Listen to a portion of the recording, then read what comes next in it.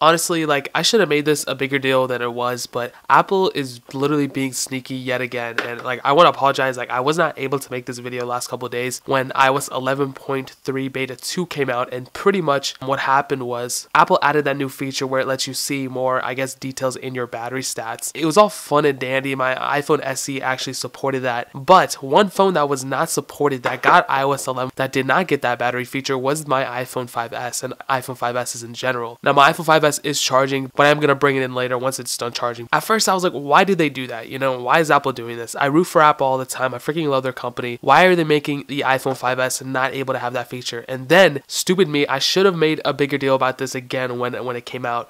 But when Apple was doing their battery replacements, right, where they were docking down the prices from $79 to $29 for the year of 2018, Apple did not include the iPhone 5S, even though it was subject to the battery slowdown that iOS 11 brought, which is super weird. Like, why don't you just support all iOS 11 devices? The iPhone 5S was affected. Why did you not bring in the battery stats thing into the iPhone 5S? Why did you leave it out of it? And why did you leave that? My bad, the delivery guy came, so I'm kind of out of breath. But I want you to look at this, okay? Pretty much, okay, I gotta zoom in a little bit. So if you look at this chart, pretty much you can see that, and shout out to Mac Rumors, this is where I don't know if they made the chart or not. Now, it's not the most up-to-date thing, but we can kind of get an estimate, okay? So basically, you can see with this chart, this is the chart for iPhone ownership, okay? So how many people own what certain type of iPhone throughout the years. It's starting off in December 2014 and ends in December 2016, so it's a 2-year chart. And we can see that with every year, less and less people are upgrading their phones. And Apple has way more information than this. And it's 2018 right now, so this chart is at least a year old. And we can see that the blue block right here, that is the iPhone 5, 5S, and 5C ownership. Now that blue block, I'm guaranteeing you, is way more 5S than any other type of phone. And if we follow this type of trend, we can kind of see that it's probably around 10% ownership right now.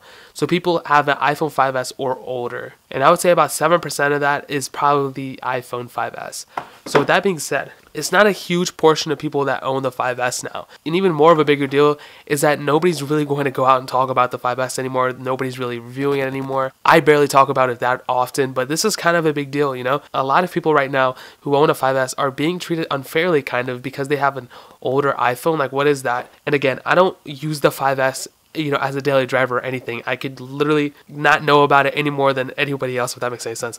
I'm just kind of standing up for the people who own an iPhone 5S as a daily driver and maybe they can't afford to upgrade. So it's kind of weird that they literally added all these features to a phone, even similar like the iPhone SE, which is similar size, same screen, same everything, just updated specs. But why can't they add those same things to the iPhone 5S? This phone is also eligible for this $29 battery update. It doesn't really need it, but it has the option.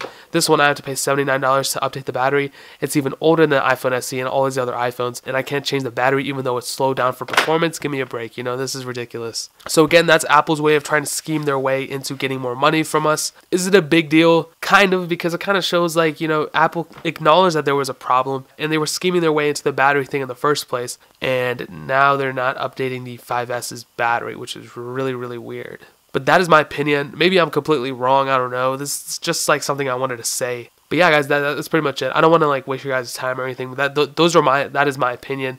If you guys have a different opinion, leave it down in the comment section below. Leave all your questions and answers and everything in the comment section below, guys. I read all your comments, okay? Hit the like button as well if you enjoyed the video. Subscribe if you're new. That would mean so much. I give my take on a lot of stuff. I don't know. But more importantly than everything else, I love every single one of you guys. And I hope I'll catch you guys in the next video. Peace out till then.